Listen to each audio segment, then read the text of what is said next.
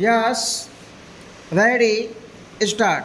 This exhibition was to be opened in January 26, the day we become a sovereign democratic republic. It shows the things manufactured in our country, in the village and in the towns, handicrafts as well as machine made products. We have to consider in which of these items we should expand production and which we should do more in the national interest. 20 years ago, we pledged to work for complete independence. By God's grace, we have redeemed that pledge. We need not go into the many causes due to which we did not have to suffer as much for it as we might well have suffered. But usually we do not value fully those things for which we do not have to suffer much. Gandhi ji underwent the biggest suffering for Swarajya. There were others too who followed in his footsteps and sacrificed a lot. It was no easy task to integrate such a big country with its many religions and languages, which had never been one country. So many different states had to be integrated and organized in order that the whole country should be free. But we had comparatively little trouble. We have therefore not enough appreciation for this. That, however, is not the end of our task. What has been achieved so far is likely a pageant preparing the ground for cultivation. The true Swarajya of Gandhiji's dreams has still to be created by us in India. Those who held up our work have left. There is no obstacle now, but millions in our country are suffering today. They need food, clothing, and shelter. At least there should be no lack of these things under self rule. We do not grow as much food as we need.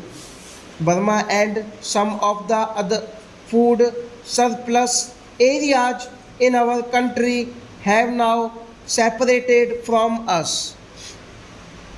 There is thus a deficit. To ensure that food is available everywhere and no one starves, we have to import food grains. Arrangements have to be made to ensure at least subsistence rations everywhere, thus necessitating various controls. These lead to many evils.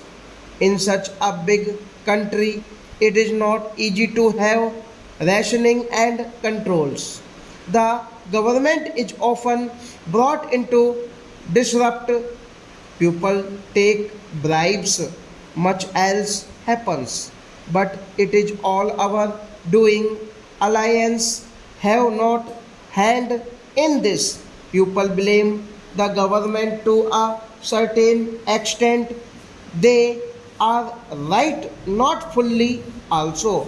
This exhibition shows, among other things, how to grow more food, what to do and use for this purpose, what we are doing in this respect, and where we have to become independent of food imports and mostly grow what we need. It is a difficult task, especially for a country weakened by years of slavery and foreign exploitation. A poor country does not become affluent only by achieving freedom, but if all work unitedly, it can be done. Gandhiji said our Swarajya dependent upon the charkha. We could spin our way to Swarajya, but we did not do that. The Swarajya we have gained is not the real thing. Real Swarajya we can have by producing in our country what we need. For this, we will have to change our habits. We will have to transform our villages. We have to pledge ourselves not to use imported goods. Of course, if there is anything not produced in our country but required in the national interest to produce more wealth, like machinery, it will have to be used, but we should, as far as possible, not even touch foreign products, things made by our poor brothers and sisters in our villages and our towns have to be encouraged. All free countries do this. Their people are taught this from childhood. Our industrialists and other capable people should try to manufacture the machines we now import and make our economy self reliant. Unfortunately, we have a dispute with a neighbor of ours. We have the factories in Calcutta which used to utilize all the jute grown in Pakistan. The government of India has done its best to see that economics of both the countries are not hampered, but no agreement that we reach is implemented by them. We have to act alone. They refuse to deliver even the jute paid for in advance, thus harming both countries. If they cannot guarantee to implement agreements, we had better not depend on them. Let us grow the jute and the cotton and the food grains we need. It is rather hard because we import a lot of food grains while they have enough and to spare. They got all the best cultivable and irrigated lands and turned out the occupants who are now refugees here. We have to make arrangements for these people bear with their anger and their sorrow. While their golden lands has been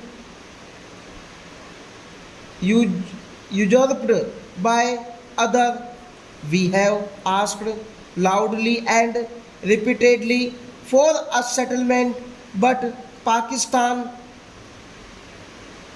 obstinately refuses to do so. Thus, the dispute linger on.